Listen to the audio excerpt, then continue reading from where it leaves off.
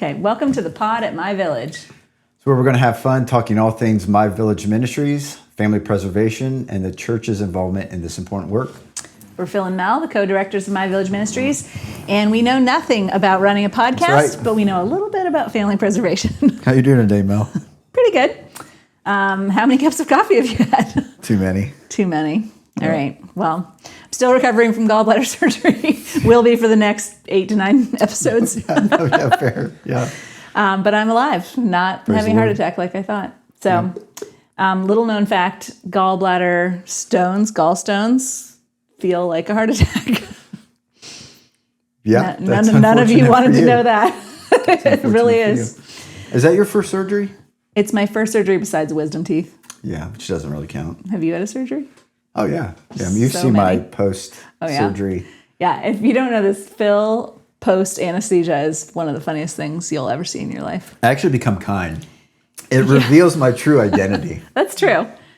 Is that how you are when you're drunk also? I'd rather not talk about it. All right, that's fine. Because you've never been drunk, that's fair. Well, it's time for questions, right? It is. So, as you know, if you watch the first one, we're going to have 2 questions for each person. Just so that you can get to know us. Again, maybe more so for our appeasement than anything else. I have like a running list of questions here on my phone. I'm a little sad it's not 5 each time, but we did determine we're going to ask kind of a serious one and a funny one. And I decided today I'm going to start serious. Wow. I know. It's bold. It's killing the vibe. I want to know, what is your life scripture and why? It's tattooed on my body. 1 Peter 4:8. Where? It's like the back of your neck. Yeah. No, I got it tattooed on my side. It's 1 Peter 4:8. Above all, love each other deeply, because love covers over a multitude of sins. It's a good one. Check it out. What era of your life did you hone in on that as your life verse? Was it pretty immediate after you got saved? It was pretty, not long after. Well, it was between that time and the time when I got married. So I was like 23, 24. But I got 2 tattoos at the same time from a guy named Bob in Chicago. It's impressive you remember his name. No, yeah. I mean, how do you not remember a tattoo guy named Bob? That's true. I feel like it's not a typical name for a tattoo guy. How do you trust a tattoo Maybe that was guy like his surname or what? Yeah, like it's his pseudonym. Yeah, pseudonym. Yeah. Like here's Bob the tattoo guy. And really, his name's like not that at all. But is your other one your wedding ring? So we what was it? Just within a month after we get married. So did you get the tattoo to remind Aaron to love you, even though you had more a multitude than that? of sins? I knew I married up, and so it was just kind of this subtle, kind of passive-aggressive reminder, like, hey, love this guy. The Bible says that your love has to overcome my multitude of sins. No, for sure, so, good question. I guess I feel like I should start off with the serious one. You can do either. No, we'll start off serious. Mel, I mean this with all seriousness. You're a great mom. Thanks. And I've witnessed it. I've observed it. I hear it from most of your kids. 1 or 2. We can interview them at some point and find out which one. Yeah. No. What would be your advice to a first-time mom? Gosh. Like if you were to give them 1 to 2 pointers. Yeah. Here's the 1 to 2. Yeah. I'll start with the fact that my Achilles heel is potty training. So don't ask me for any potty training advice. But my super strength is getting your baby to sleep through the night. So new moms, that's what they should ask me for. I think my advice, and so now I know I shared this last time, I've got 2 11-year-olds, a 12-year-old, a 16-year-old, and a 19-year-old. So I'm in these like teen and young adult parenting years. And I think one of the hardest things about parenting is it feels like something you cannot mess up at, but you're going to mess up at. And so it feels like the stakes are too high for you to mess up. And I think for parents to be able to take the elements of grace and forgiveness that the Lord is teaching you in other areas of your life and apply them to your own parenting. Like you just have to have grace to know, like, I'm going to be a sinner all throughout this process. And the Lord is doing a refining work in my life. And so if I make the stakes too high for myself, I'm also going to do that to my kids. Where I'm going to be expecting this perfection because it reflects back on me.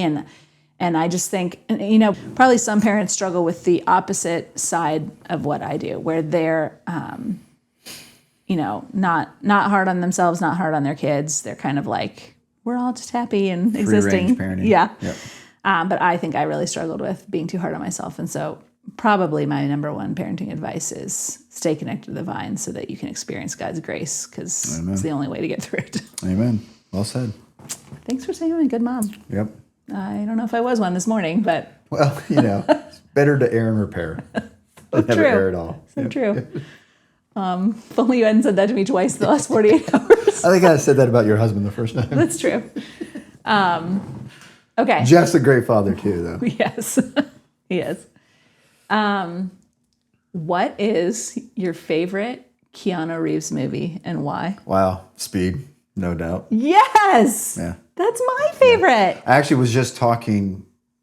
He was in The Matrix, right? Yeah, that's Keanu Reeves. I was just talking to my good friends, the Lundquist. Shout out to the Lundquist. Just this past weekend. Never watched any of The Matrix. Nor will I ever at this point. It's kind of a pride thing. Oh, like, yeah, I get that. I'm like, what when they come out 20 years ago? Yeah. I'm 20 years Did you know that pride is now. a sin? Well, it depends on what the pride is geared towards.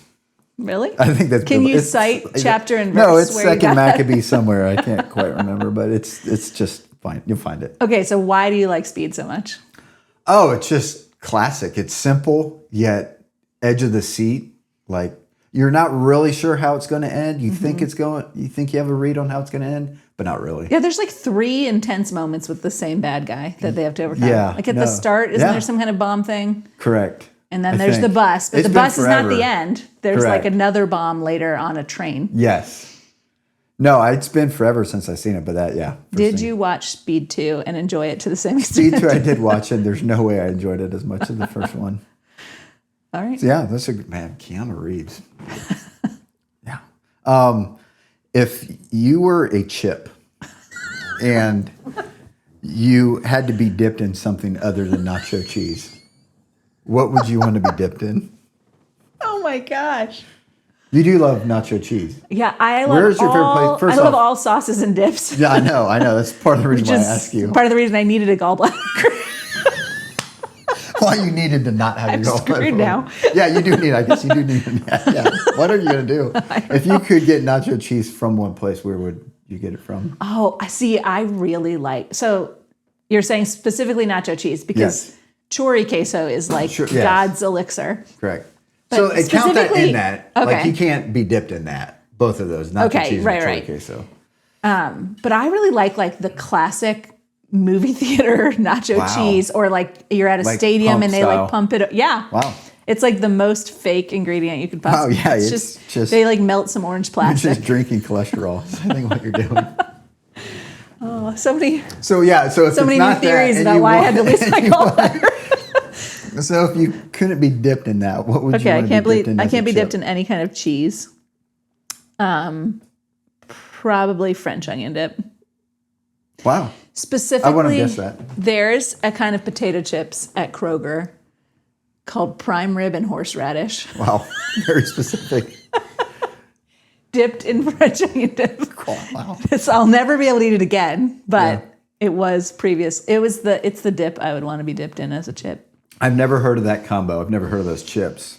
It's only a Kroger brand. If you're not from Ohio, that's- you maybe have never heard of Kroger even. Yeah. Now, that reminds me of, I know we introduced this, when I say we, really, my wife Erin introduced this to me, and then we introduced it to Lori, who's on staff with us. Okay. And she thought it was ridiculous at first, but now Are you she going loves to say it. corn chips and cottage cheese? Yeah. What are your thoughts? I love, you just talked about that combo. Friends, hear me out. Corn chips and cottage cheese. It's kind of like the poor man's version of like fries and a Frosty. What are your thoughts on it?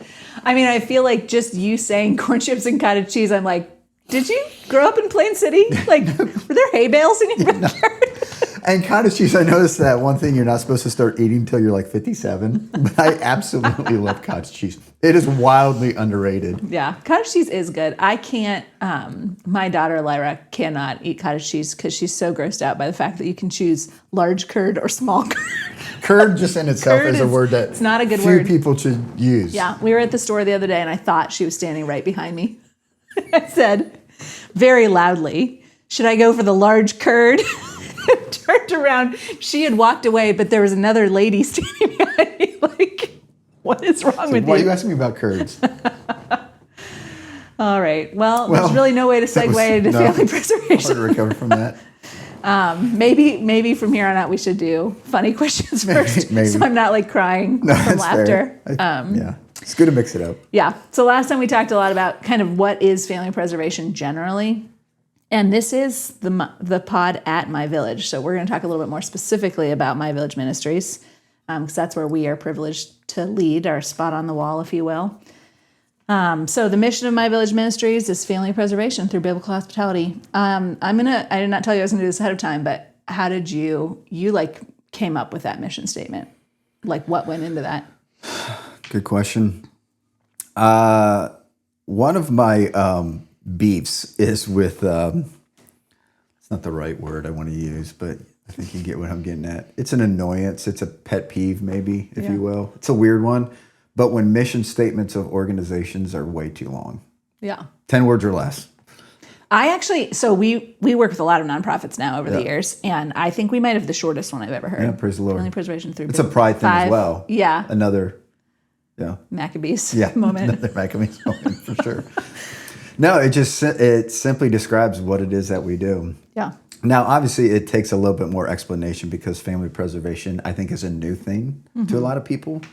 And biblical hospitality also takes some as well. But I think it's short and punchy and people remember it. Yeah. And that's what I appreciate about it. Yeah. Especially trying to get our staff to remember it. Correct.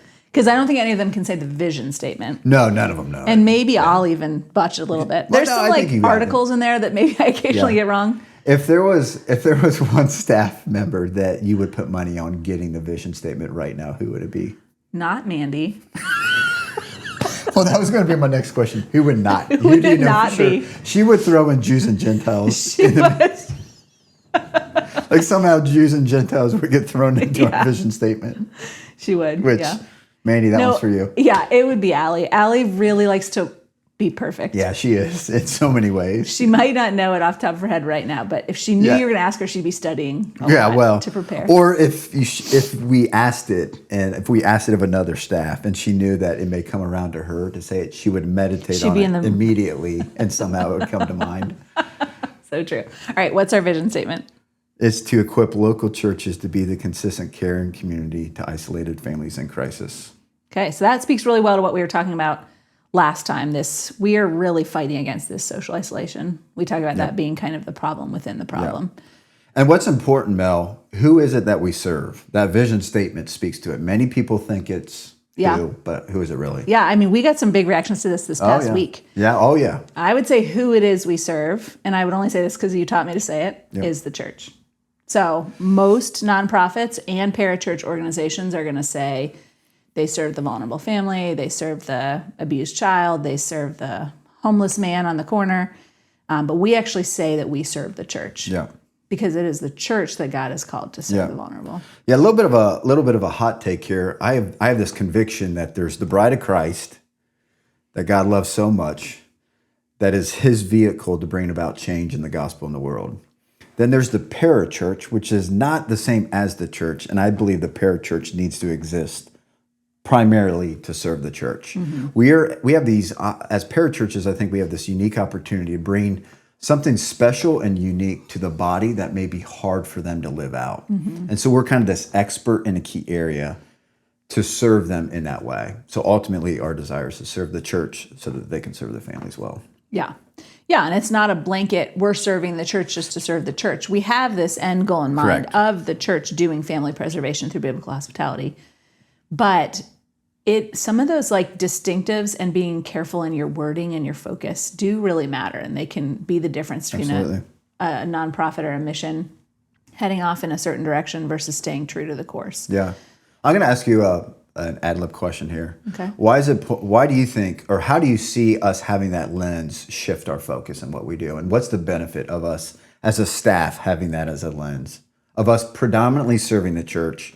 And there's obviously opportunities that we as a staff organization get to serve the families in crisis. But how does that shift the way that we operate, and how does that benefit us when we have that lens of predominantly serving the church? Yeah. I'm going to give kind of like a practical example. So we're going to unpack this a little more here, but we have a role called host families, and those host families are going to have kids in their home for a short period of time. I was a host family myself, my husband and I were. And so sometimes things come up during those hostings that are hard and challenging. Maybe it is, I'll actually just give a real example. My family was the first host family in Central Ohio 8 years ago now. And there was a point in our hosting where we were really hoping that this mom was going to be saving up money to put a down payment on an apartment. And her daughter went to visit with her for the day and came back, and in her diaper bag was a receipt for California Pizza Kitchen for $85. How'd that make you feel? This was great. Felt like she's hitting all her goals, ready to put that down payment down. No, I mean, I felt some frustration. Like, Absolutely. man, my family has this kiddo in our home. We're loving you. We're praying for you. We're hoping that you meet your goals. And that $85 could have been saved for your down payment. And Lori, who's on our staff, was our coach at the time. And we were processing through this frustration with her. And, you know, she's seeing more of the big picture than us. We're seeing this small picture of we're caring for this kid and we want this mom to be successful. Lori is working with that mom every day on what feels hard or heavy for her. And she also wants what's best for that mom. But I think what Lori did really well is she served us by reminding us to have a compassionate heart. And I'm sure we're going to have episodes where we talk about poverty and Absolutely. poverty mindsets and all that and how it impacts our work. But she was able to ask me, like, man, do you feel like you carry the weight of mom accomplishing her goals? Like, are you carrying a weight that's not yours to carry? Instead of just loving this girl and her mom. Yep. And in that way, she was serving me so that I could keep serving. Absolutely. And what I think happens when you get that out of whack, like if Lori came into our meeting thinking, I'm just serving this mom and I need to talk Melody into keeping doing it, eventually the parachurch will carve the church out of the picture and say, like, well, we know everything. We know about poverty mindsets. We know about trauma. We know why this mom might be struggling. And man, Melody just doesn't get it. And so we're going to start, like, I'll just do it myself. I think there's this big, like, I'll just do it myself feeling sometimes amongst nonprofits. And that, I mean, we are so powerless without the church in comparison to the impact that we can have if we are uncompromising and serving the church. Amen. And so I think as we're talking about this all the time in our staff meetings, weekly with our staff, about what's hard in hostings right now, what's going well, what do we need to change, what do we need to do, and to keep this lens of, hey, we've got to serve the church well. And that might be sometimes reminding them of hard things. It might be doing an excellent job of praying for them, but we will not be able to pursue family preservation through biblical hospitality without the church. Correct. And so if we stop serving the church, then we've lost our power to have any impact in our city and our world. And so does that feel like it answers your question? It's a great answer, and that's kind of a little bit of a tease of what we'll talk about later with church and church engagement and the importance of doing that well. But that's well said. Yeah, thanks. I even was thinking recently about, you know, a lot of ministries will do these surveys to get data points like, hey, let's say we served a mom named Sarah. Hey, Sarah, how, do you feel like you're a better mom after receiving our services? Do you feel like you are more supported? Or you kind of get these, like Sarah went from a 4 to an 8 or whatever. And we just have never really wanted to do those. We don't want our ministry to feel to the parents we're serving like they're in some kind of program and we're just trying to get them to a higher number. Right. We want it to be really relational. But I have been thinking recently, if who we serve as the church, would there be some benefit to giving the church a survey saying, how do we do at serving you? Yeah. So that we can improve how we're serving the church. Yeah. Because they're going to be more effective in their service if we're serving them well. Look at that. This podcast actually helped you come up with a good idea. Guys, Phil's not very nice to me sometimes. No, that is a good idea. Thanks. I applaud that. This occasionally happens. Yeah. So we're going to talk today about actually the 5, we're going to start with, we've set our mission and vision. What are the 5 main objectives of My Village Ministry? So most nonprofits have these things as well as a mission and vision. These are the things that we're setting out to do and to do well. And when we are doing our kind of our annual goal setting or our annual retreat, or even at staff meeting, we're talking regularly about, in every decision we make, are we really working towards accomplishing these 5 main objectives? Yeah, these ain't just lip service, something nice to slap on a website. We truly care about these objectives and want to live them out through the church. Yep. So we're going to run through them. Again, Phil did most of the work to come up with these, so I'm going to highlight them. I get to live them out, but you did most of the work coming up with them. But I'm going to highlight them, and then you're going to talk a little more about sounds great. what they are. So our first objective is to provide family support and stabilization. Did I get all my articles right? Yes, you did. And it's done predominantly through relationship. Yep. And so you kind of alluded to this earlier. We know that transactional work doesn't change people's lives. We know that it's relationship. And there's a lot of ministries out there that do that type of work that is not bad in itself, but that turkey before Thanksgiving doesn't transform anyone's life. It's great. It's a way to show, I think, love, and it can be a bridge to relationship, but that turkey doesn't do anything. That diaper doesn't do anything. That car seat, whatever it may be, that backpack before school. Again, good things, but not what God uses to change people's lives. And so in this objective, that is accomplished through relationship. So family support and stabilization, we believe, is predominantly done through relationship. So if you think contextually about what is taking place within our hosting ministry, we have a mom and her dad that's facing a crisis, whether it's homelessness, drug addiction, medical emergency, joblessness, human trafficking, whatever that crisis is, it has caused them to reach out to us to entertain the idea of using our services. But in that, what they're communicating to us that we call the greater crisis within the crisis is that they're socially isolated. They're asking for a stranger to care for their kids. So again, as we talked about last podcast, they're at least socially poor, if not completely socially bankrupt. And so they're longing and needing community. They need friendship and relationship. And we believe the church's greatest resource it has to offer, again, is the community of Jesus Christ. And so we want those two demographics to collide, the socially isolated family and the community of Jesus Christ. And when they come together, we see God go to work in some pretty significant ways. And we let our families know that, the parents that are calling in, we let them know that up front. Like, this is the greatest way we believe we can support you, is through relationship. And we encourage you to be open to receiving that relationship that the church has to offer. Yeah, and I think there's something too about, as we go through these other ones, that you will see when we accomplish that first one, providing that family support and stabilization, it really hits on all of the other ones. The others really do hinge upon that first one. Which really goes to this heart that we have for pursuing God's design for families to stay whole. When families stay whole, it actually prevents so many downstream issues. All right, so the second objective is to prevent childhood abuse and neglect. That's a big statement. How do we prevent something like childhood abuse and neglect? Yeah, so prevention obviously can be hard to measure, as opposed to like reactive work, or even some of the kind of the transactional work that you can see in ways to serve communities. Again, turkey driver, backpack. You can measure the amount of turkeys that are passed out, and we serve 1 million bowls of soup. That kind of stuff. Yeah, stuff like that. So again, you talked about this on our first podcast. Research shows that 2 of the biggest predictors of neglect and abuse are isolation and crisis. And so we have families reaching out to us, again, because of homelessness, drug addiction, medical emergencies, joblessness, whatever that may be. But again, they're communicating that they're alone. And so we know that they're coming to us, again, isolated, and they're also facing a crisis. So this is the exact demographic that we're serving. So we believe that in every hosting situation, we are at least tempering the chances of these kids being neglected and or abused. It's a big deal. But it's one that we should be in pursuit of. And again, based upon that research, we're really confident that we're accomplishing that.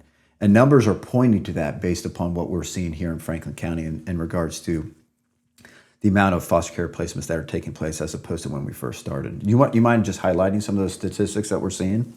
Yeah, I mean, it is pretty wild. And as I say this number, please remember, correlation is not causation, but there is a strong correlation that we're seeing in the numbers of kids in foster care right now. So 5 years ago, 2020, there were about 2,600 kids in Franklin County in the foster care system, and now there are about 1,400 kids. So there's been a 42% decrease of kids in the foster care system. So if we know that abuse and or neglect are the reason that kids end up in the foster care system, then that's saying something if that number is going down by that much. And really, Franklin County, Columbus, Ohio, compared to the other major metropolitan areas in Ohio, most of them are going up. In fact, the whole state has dropped by about 10%. And so for us to be down by 42% is significant. So again, it's really hard to measure prevention, but similar to like lung cancer, if you know that smoking leads to lung cancer, it follows logically that if you smoke less, you'll have less lung cancer. Same with if we know that social isolation and temporary crises are leading to childhood abuse and neglect, if the church attacks that social isolation piece, then it follows that those numbers would decline, and that's what we're seeing. And so that third objective is to prevent unnecessary foster care placements. Will you unpack that for me? How are we doing that, and what is an unnecessary foster care placement? Yeah, so we mainly see this by the way of medical emergencies, which is the number one reason we get calls. And typically what this was actually the second call we had that came in when we launched almost 8 years ago. Now, this didn't pan out because there was a family member that ended up showing up to support in this way. But I remember where I was at. It was at Chick-fil-A. Hard not to remember. When were you not there? I know, right? But I got this call from someone in the delivery room saying, we got a mom that's about to give birth and no one's here to take care of their kids. These kids are going to end up in the system if something doesn't happen. And so we get these calls 3, 4, 5 times a month where, again, there's a mom that has other kids. She takes those kids to the hospital. Well, that's seen as neglect in that moment. And then as mandated reporters, whether you're a nurse or social worker, you're reaching out to children's services. And you've been on one of these calls as well, where the cops were already called. You had to get rushed. You rushed yourself to the hospital. They said the cops are on their way. If you can beat them here, these kids won't end up in the system. And you were kind of standing in the gap until the host family got there. So we get these calls all the time. And the reality is that mom could be the greatest mom in the world. She's just alone. Had no one that she trusts to care for those kids while she delivers and recovers. And what we say in a situation like that, what causes us and mainly our volunteers and churches 72 hours of inconvenience saves that mom hundreds of hours of inconvenience of trying to get her kids back through the foster care system. And what's really tragic to think about, not that adoption is bad. I think it's one of the greatest apologetics to the gospel. Again, you're adopted parent, I'm an adoptive parent. But what started off as a medical emergency now ends up as a foster care placement. Now there's this case plan given to mom. And there's a good chance that she's in poverty. She may have to use public transportation, and that list goes on and on. And in this case plan, she has maybe upwards of 5, 6, 7 things that she needs to accomplish or be at over the course of a week. And then if she is seen as unsuccessful in that case plan, what now could lead to is an adoption. And again, adoption's, I think, close to the heart of God. But in that situation, I don't think that's what God would desire. He would want that family to stay together. She was just lacking community. And so we have this great opportunity, again, to bridge that gap and to prevent unnecessary foster care placements like a situation like that. There's a handful of other situations where that's the case, but that's the most predominant one we see here in Central Ohio. And certainly there are necessary foster care placements. And we actually have a great relationship with CPS here in Franklin County. They're one of our number one referring partners. So they're recognizing this is really helpful for families to step in ahead. But if we were kind of like body blocking them from families who really needed the full support of the foster care system because there's some major rehabilitation needed, we would not have a good relationship with us. And so we do a really great job communicating with them and being really clear. Like, here's where we're stepping in when you guys are not needed. And man, if you think about that, 70%, 30%, 70% of the kids in the foster care system are there for preventable reasons, like the impact of poverty. What if the foster care system only had 30% of its numbers to deal with? I mean, man, they could have the bandwidth to really address that well. Resources, instead of feeling so overwhelmed. You told your story on the last podcast. You guys waited 2 days after you were set up to get a foster care placement. I've heard that before, the same day. Man, as soon as you're ready, we've got a kid for you. Got some warm blood. And you feel a little bit like, well, if I hadn't been ready, where was that kid going? We really have a burden to prevent those unnecessary placements. So our fourth objective is to prevent, reduce, and repair childhood trauma. How do we do that? So that's, and we will have a session on trauma later at some point, talking more about it. Probably multiple. Probably multiple, yes, for sure. And if you were to come to our trainings, which I suggest that you do if you haven't already, you'll have a whole session on that, an hour and a half on understanding trauma, the impact on the brain, and what we do in light of that as volunteers and people that are caring for these kids and parents. But the one thing I would highlight is that, and we focus on this parenting methodology called TBRI. That's where a lot of our foundational thinking comes around. Stands for trust-based relational intervention. Created by Karen Purvis out of Texas Christian University. Unfortunately, she is now with the Lord, but great stuff found in there, great principles to help us understand, again, how we can love kids that have experienced trauma. And so we don't want to assume that every kid that comes into our care has trauma, but we want to err on the side of safety because it does shift how you need to interact, love, and parent these kids that come into your care. Where there's a strong focus on relationship, then empowerment, then correction. Where in traditional parenting, I think what you can often see is that you're focusing predominantly on correcting. And then empowerment, and then connection. We're flipping that upside down. We need to build trust and connectedness with those kids that come into our care before we can really just jump to correction. And so again, if you were to come to our training, you would see a strong emphasis on that and understanding how to implement this as you serve in this ministry. But here's the last thing I would highlight. Really the key thing I would highlight about trauma is that when trauma takes place in the life of anyone, it's going to impact their ability to connect, attach, and relate to people. And if you think about what it takes to be successful in life, that's a pretty necessary skill. And so we want to work on that as volunteers as we get to come alongside these families to help prevent any trauma, to help repair, and to help them kind of grow in some of those areas where they may be lacking in some of their brain development. We get to play a role in that, and that's exciting to think about. And so it's a needed thing within our ministry. Because there is this opportunity then to also come alongside the parent to teach them maybe some of these practical tips that could be implemented in their home to help with some of that trauma that may have taken place in the life of their kid or kids. Yeah, and I love that because of the way we train our volunteers in that trauma-informed care and doing that connection, even during a short hosting, our host families have received all of that training. And so that speaks to the reducing and repairing trauma. Yes, this kid's in a new home, but while they're there, we're going to be working on attachment and preparing them well to go home to their parent. I mean, 99.9% of the kids that we serve go home to their parent. And so for us to be speaking highly of their parent, building into their attachment with their parent, like those things are going to matter a lot. And then when you talk about preventing childhood trauma, I think back to that story you told me about, or that you just shared about the police being called and me being called. Can you just put yourself in a child's shoes? You're in a hospital room, your mom's in labor, you're already kind of scared. The difference between a policeman taking you and being like that story you told on the first podcast, don't take my baby. There's this wrestle where you're being pulled away from your parent and they're trying to stop you.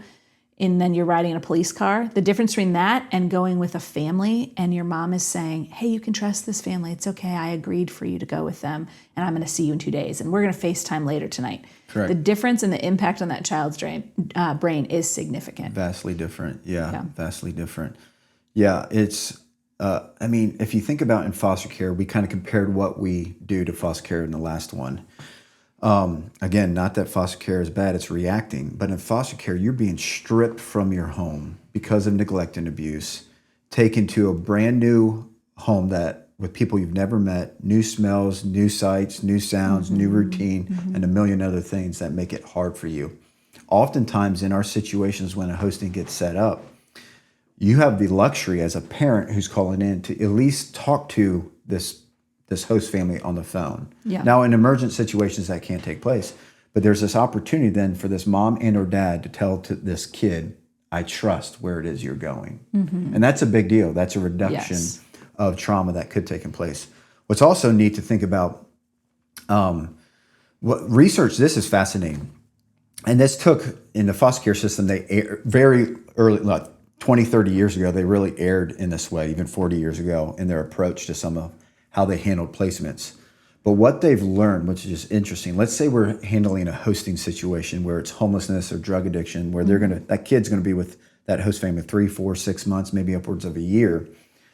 Research shows that if that kid does a good job of connecting and attaching with you as a host parent, it's gonna be easier for you to do it when you go back home.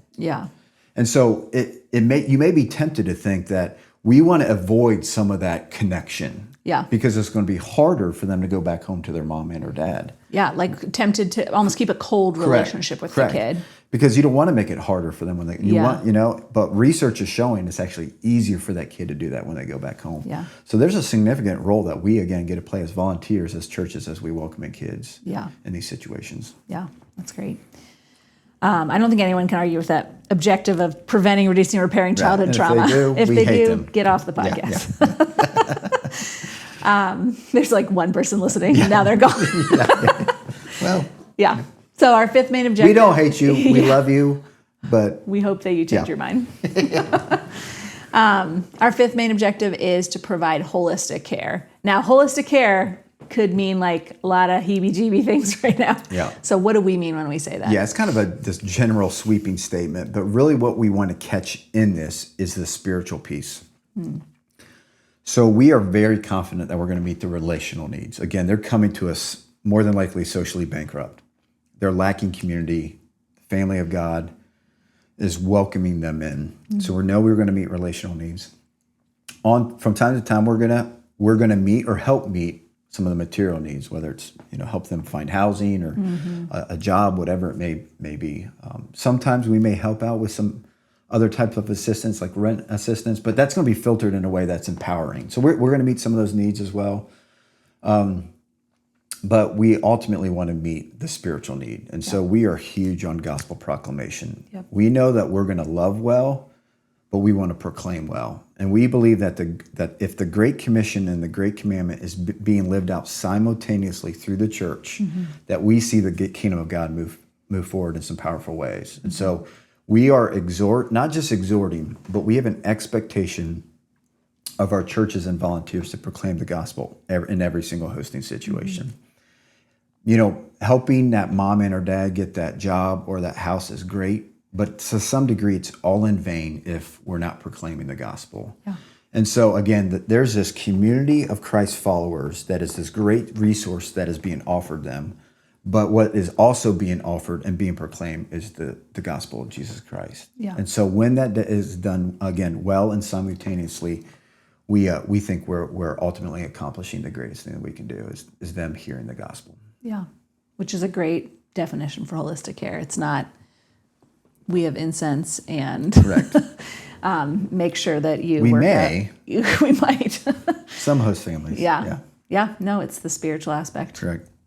So Mel, as what's interesting, I think, at least for me, I'm biased, and you will be too, but we've talked about this prevention piece a lot of what we do. Family preservation is more proactive and preventative. When you look at our 5 main objectives, 2 of them are provide. Yep. It's lopsided with prevent. Yeah. We got 3 of them on prevention. And so I think if you really take an honest look at those 3 things that we want to do that are proactive and preventative, I think you can actually say to yourself, I could see how those things can actually be accomplished through this ministry. Yeah. Which I think it bolsters our point of like this preventative work of family preservation can really take place. But I think you're beginning to see how that can and most effectively be done through community and not just fall on the burden of one person, but on a whole church. Yeah. And so that's a key reason why we want to operate through the church. And so you talked about this too. We're serving the church. Yeah. The church is actually the key people that are living out these 5 main objectives. We're going to help them in that. We're going to equip them and train them to make sure that it's accomplished well. But we're putting this burden on whole communities found in local churches to accomplish these objectives.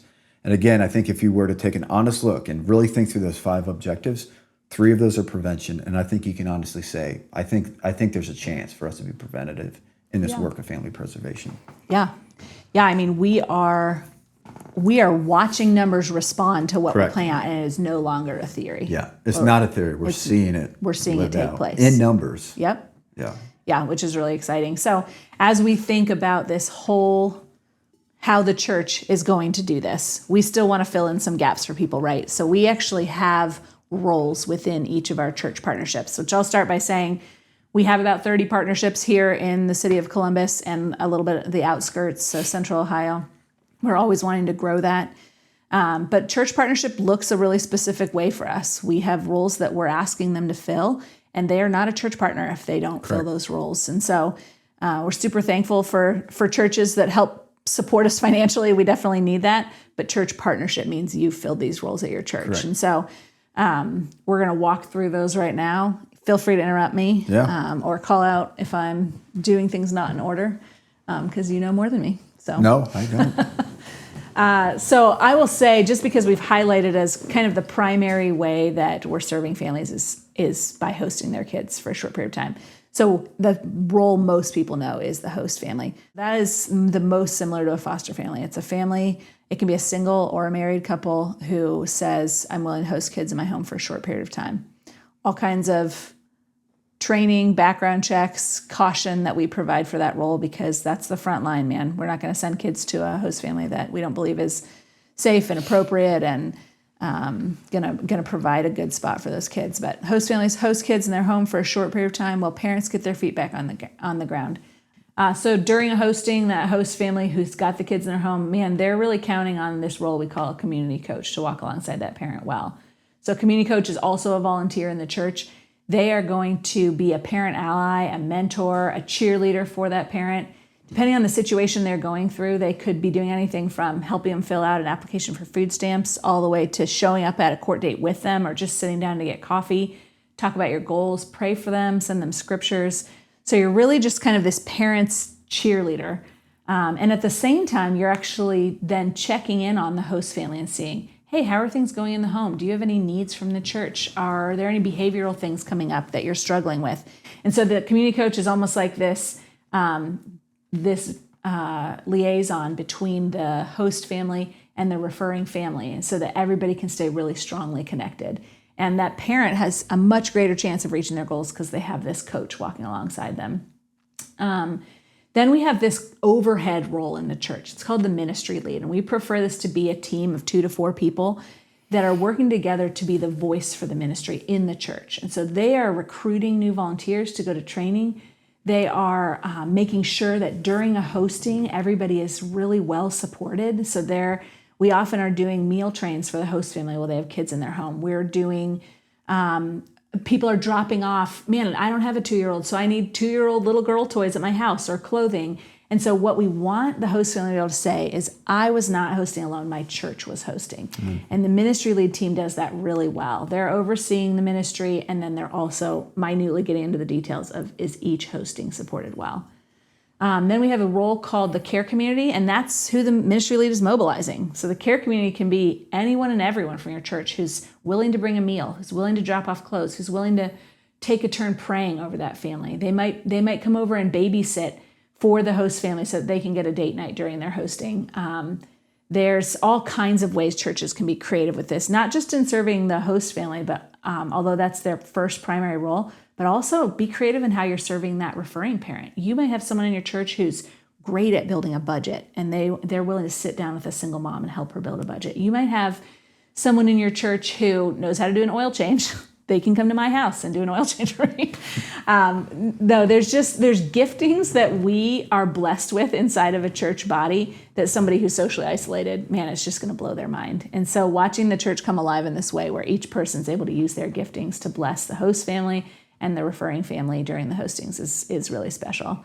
And then the last role that I'll highlight is the role of the mentor. So we created, really a couple years after we got started, we created this mentorship program on the heels of everything, all the schools being shut down in 2020, and really having this burden for some of the kids that come into our care are school-aged or older, and they really need a person who's invested in them for the long haul. And so we raise up mentors so that every time that we have a child hosted that's school-aged or older, we can actually start that mentorship during the hosting, and then it continues for up to a year or sometimes longer afterwards, where you're committing to getting together with that kid once or twice a month. And we throw really fun, special mentorship events. Peyton's in charge of our mentorship here, and she's got those kids rock climbing and kayaking and going to COSI and all these cool things.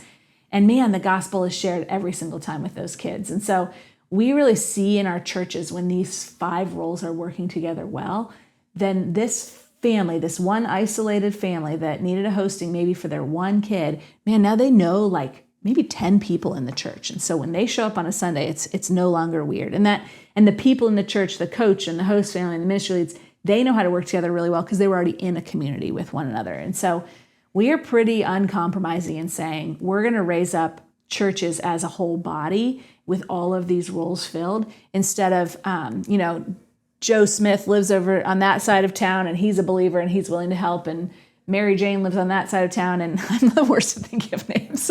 You are the worst, actually, but that's fine. People should know. Mary Jane, right?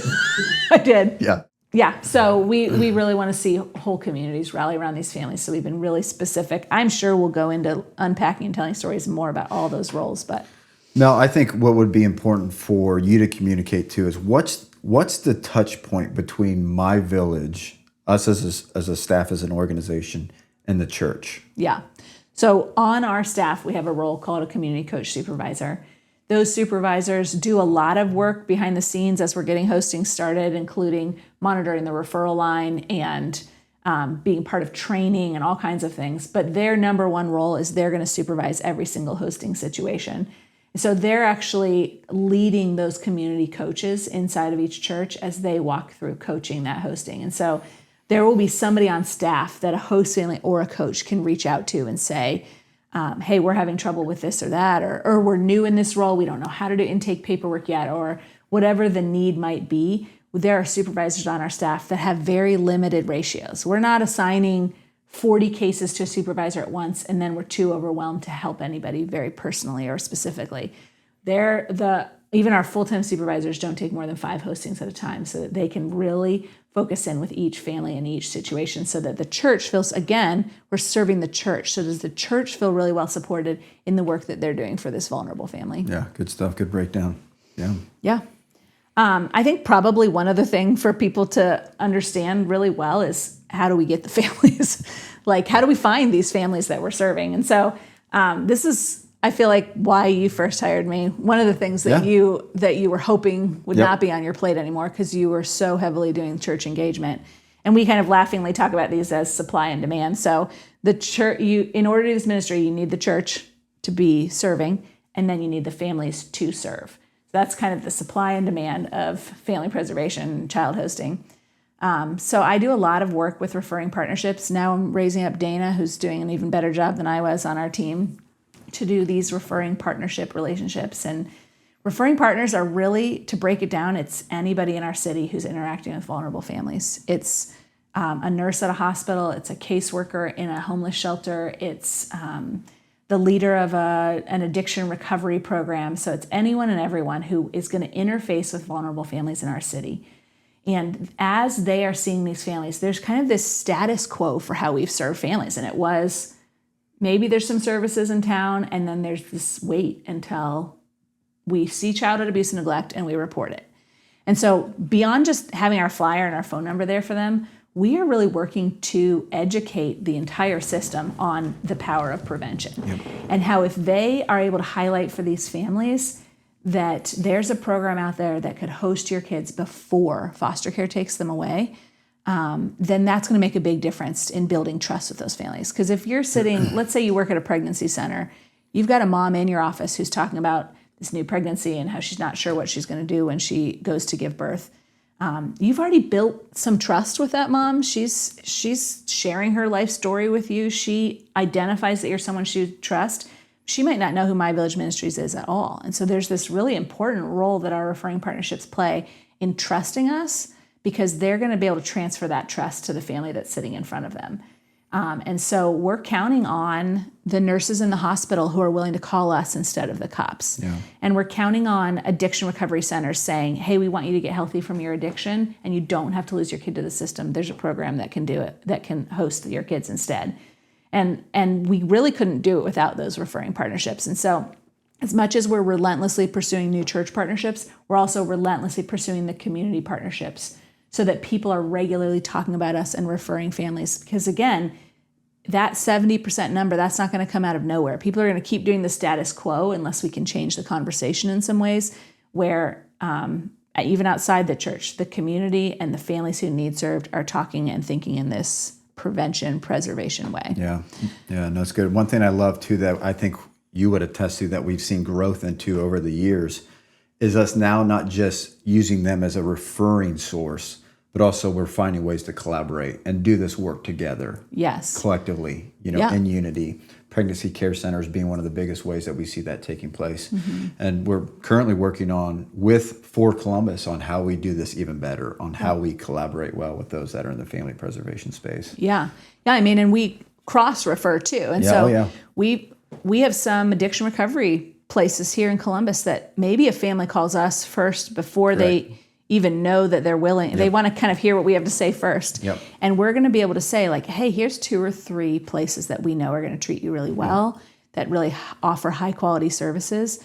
And so there's this symbiotic relationship between the two of us where, man, I hope we're all kind of rowing in the same direction to help vulnerable families be stable. Yeah, we would really fail to be serving these families well if we veered outside of our lane. And by us collaborating and working well, we can stay in the area that we're gifted in, that we're good at, while there's other organizations that can provide some of those services like drug addiction, and things like that. And we just can be more effective and efficient if we're collaborating well. If we tried to build an addiction recovery service inside of My Village Ministries or inside of each one of our churches, there is kind of a foolishness to that, and you're reinventing the wheel for something that already exists. Child hosting did not already exist. We're filling a gap that needed to be filled, but we can do it really well if we work well within our community. We will do better. Absolutely. Yeah. For sure. Yeah. Well, should we talk a little bit about why church engagement? Yes. Yeah. And I will tell you, we do a lot of talking kind of around the country and interacting with other organizations. And I'm just, because you called me a good mom earlier, I'll brag on you for a minute.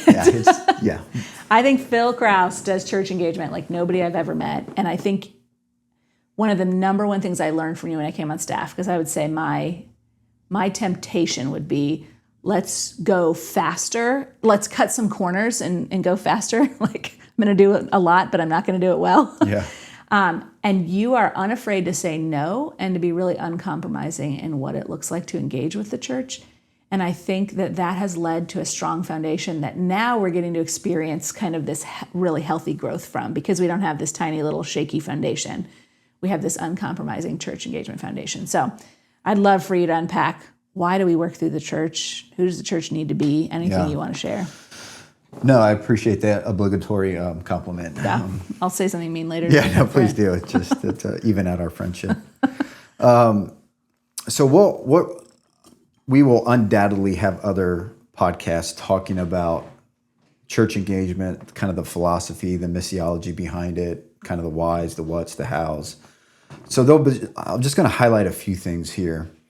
But we need to be uncompromising in this for many reasons. And obviously kind of where the foundation is built is, again, it's the bride of Christ that Christ is calling to be the solution to these problems in the world, to be the ambassadors of the gospel. And so we, as the parachurch, need to serve the church well so that they can serve families and to get the gospel out in powerful and intentional ways. But so essentially, to summarize it simply, we identify a church as fully engaged when those 5 roles are filled. Now, there's more than that we'll get into, and other things that indicate that there's healthy church engagement. But before, again, we release a church to serve, we want those 5 roles to be filled. And if we don't, I believe there's 3 key things that we will compromise on that, again, we'll get into later at a later podcast. But it's efficiency, effectiveness, and longevity of care. But I'm going to highlight 3 other things that is found within healthy church engagement and why we do church engagement in the ways that we do. And we've kind of alluded to these already, but I'm going to kind of double down on them. One, again, is we're serving the socially isolated family. Again, they're coming to us asking for a stranger to care for their kids. Again, that communicates that there's a greater problem within the problem. Again, they're alone, they're socially isolated. Again, the church's greatest resource it has to offer is people, a gospel-focused, gospel-driven community of Christ followers to come alongside them. And so we don't want to put that burden on just a host family. We don't want to put it on just a Marshall family to be the solution to this isolated family. We want to put that burden on a whole community. And so that can be found in the roles that are needed, but also outside of that in other creative ways. Second reason, research shows that in foster care that there's actually a very poor retention rate within foster families. So in Ohio, there's about a 50% retention rate. nationwide is 33%, something like that. Isn't that right? So what that means, friends, is that in Ohio specifically, if you do the work of foster care, there's a 50% chance that you're not going to last beyond that first year. And the reasons is that they don't feel supported and they feel overwhelmed. Yeah. Well, we've learned from this. And again, what's akin to foster care is the host family. Yeah. And we don't want them to feel overwhelmed and burdened. Yeah. We want them to feel well supported. And that's where that infrastructure comes into place. The care community, the coach, the ministry lead, they're all ensuring that that host family is well supported, that they're not going to face burnout. And the proof was in the pudding, meaning you talked about the great year that we all loved of 2020. When that first happened, when COVID happened, we were wondering how are we going to do this? Who's actually going to say yes to this? Because not only are they saying yes during a situation when we had no idea what this pandemic meant, but they're also saying yes to essentially, if you have a school-age kid, to become their homeschool parent. Yeah. And so it was a big ask of any host parent to take in kids during that time. Yeah, I mean, you weren't even leaving the bubble of your home. Correct. Because you were afraid of getting germs. Correct. Let alone saying, "Hey, person I've never met before, come be inside my home." That was foolishness for anyone to say yes to it. But we sent out kind of this survey to our host families. At that point, we had around 30, if I remember right. I think just north of 30. And 19 came back saying yes, which blew us away. Yeah, and not only are we willing to host, but we actually extra want to host to respond. And what we learned, I think, time and time again, is that they realized that it wasn't just them saying yes, but their whole church saying yes. And so it stiffened their spine. It bolstered their yes, gave them confidence in their yes, because they knew, again, they're not going to do it alone, but with their whole church community. Yeah. And so that's necessary. Yeah. We call this, we say in our training, this is a ministry of interruption and inconvenience. It ain't easy. It's hard. And so because we know that, again, we want to ensure that our host families, but as well as our coaches, those two roles that are really on the front line, are overwhelmingly supported. And then the last reason is we want to send the best people out. Again, it's hard work. It's interruption and inconvenience, and you're jumping into the lives of families that have more than likely are entrenched with kind of this poverty mindset, facing crisis. They're alone. They don't know where to go. And it can be brand new territory for you. And there can be a lot of stress and challenges that come with that. So again, we want to send the best people out on the front lines. And we really only care about one reference. It's the pastoral reference. And so if you were to become a host family or a coach specifically, we're gonna ask for a church leader reference. It may be a pastor, an elder, a small group leader, something like that. Someone that can speak to your character, most importantly, and your competencies. And we have 5 questions we're going to ask every single time. One is, is this host family or coach, are they really following Jesus? Are they really connected to this body of Christ? If they're married, how's their marriage? What's their track record like with loving kids? And in moments of stress, are they prone to anger? And if you don't check off all those boxes, there's a really good chance that you're not going to serve within those specific roles. And so when we do church engagement in the ways that we have and will continue to do, it allows us to do those 3 things really well. It allows us to live within those in the ways that we think reflects excellence and intentionality and faithfulness. And so church engagement is critical. If we compromise on that, again, and we're going to get into this later, we're going to compromise the effectiveness, efficiency, and longevity of care. Yeah. What's your favorite church in Columbus? What's my favorite church in Columbus? Oh, yeah. No, don't offend anybody. Don't really say. No, I sincerely love all of our churches. Our churches are lights out incredible. Yeah. I'm really proud of the churches that have come alongside us to serve in this way. Yeah, and I feel like this ministry has caused me to grow in my love for the capital C church in general, in a way that I hadn't really identified before. It was maybe a looser concept for me, even though I grew up in the church and am a member of a church now. I just really love the Bride of Christ, and it's a privilege to be part of what they're doing. Yeah, I mean, we're obviously biased, but like this, I think this is one of the most challenging ways that you as a church, as an individual and as a church, can serve within any capacity here in Central Ohio. And our churches have shown time and time again that they're willing to get their hands dirty. They're willing to put their their hands to the plow because the harvest is plentiful and the workers are so few. Yeah. Specifically in the space of family preservation. And what is so exciting to see, that gives God the glory even more so, is that this work where we see numbers declining, families being preserved, people giving their life over to Christ, and that list goes on and on, that it's not My Village Ministries doing it. Yeah. Sorry. But it's the church. Yeah. Again, we're serving the church, and we're seeing the church stand up, rise to the call, and serve faithfully. And we're seeing God bring about some significant impact. God gets the glory greater, I think, when it's the church doing the work, and as opposed to just this organization that is trying to do it in the name of Jesus, Yeah. Does that make sense? Yeah, I hope that the families we serve remember the name of the church that served them more than the name My Village or the name of the Lord. Like, I hope they remember, I can't think of that organization, but man, those people love the Lord. Yeah. Or man, this church all rallied around me. And within that, I think what's really cool that I think can be exemplified even more so through the church than an organization is that oftentimes, you know this, Mel, oftentimes that family that is being served is asking that host family or coach, how do you do this? Yeah. And they're able to say time and time again, one, it's the Lord, but it's the Lord working through my church, my community. And so they get to testify to the gospel of God's grace in that specific way. Yeah. The grace of the church, the grace of that community is being communicated in action, but in words to those families that they get to serve. Yeah. Yeah. I mean, you're able to say, I couldn't do this on my own. Like when our first hosting asked me, you already have 4 kids. How are you taking in another kid? It's not because of something inherently in me. It is because I am well supported and loved by my community and because I have Jesus Christ in me. And so if you can unapologetically point to those things, it tears away this savior mentality or idea that there's an uneven playing ground with the people you serve. It puts us both on level ground again because we both need community. We both need Jesus to save the brokenness in our lives. Correct. So I think that's really cool. Yeah, so what I would say to you all, those that are hearing about it, maybe for the first time or maybe second, third time, and you don't know it too well, I would point you to our website. Go to myvillageministries.com, and in that you'll see obviously a breakdown of our model, how we do it, church partners, et cetera, et cetera. But in that you'll see a great 2.5 minute video that gives a breakdown of the ministry. So go check that out if you have more questions. Thanks for joining us today. Come back next time. Come back and see us at the pod at My Village. See y'all.